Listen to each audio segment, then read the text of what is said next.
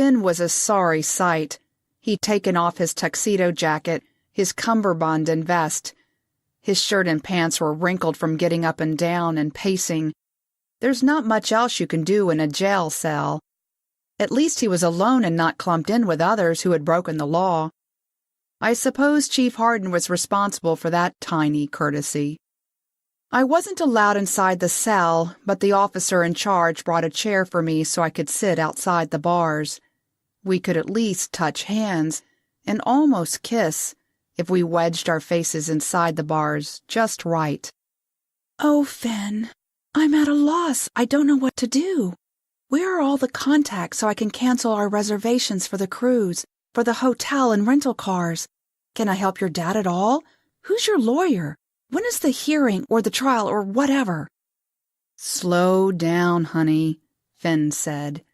He was calm as ever. It was as if nothing horrible had happened, like the entire town didn't know that its most prominent family had a son in jail, accused of murder. Dad's lawyer will have me out on bail in no time, but the catch is that I can't leave town. So that means you will have to be my source of information. Finn stroked my hand, and already I felt calmer. Then what he said registered. "I'm to be what?" My eyes and ears, as it were, and even my feet. You have to go to Cuba and get the information. It's more important now than ever. It could mean the difference between me and permanent imprisonment.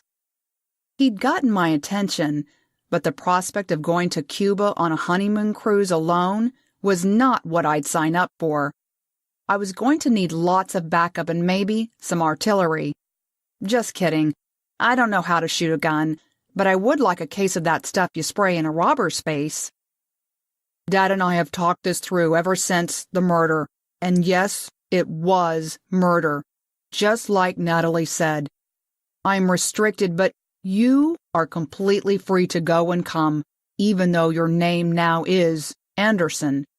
Your passport still lists McLaughlin, and you won't be flagged. Our contact in Cuba has information about the thallium, Richard Kinman, and how this whole thing went down. So you have to trust me on this. All will be made clear nearer to time. Finn kept looking at the door to make sure we were alone. "But the cruise leaves day after tomorrow. How will I ever get all this straight before then?" I moaned. You will, honey. Believe me, you will. I just hope Dad can arrange for a companion.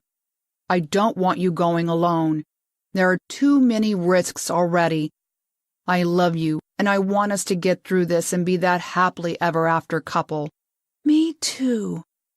"Sorry, but time's up," the officer said, and came to reclaim the office chair. I kissed Finn's fingertips. Dad will be in touch, Finn said, and winked.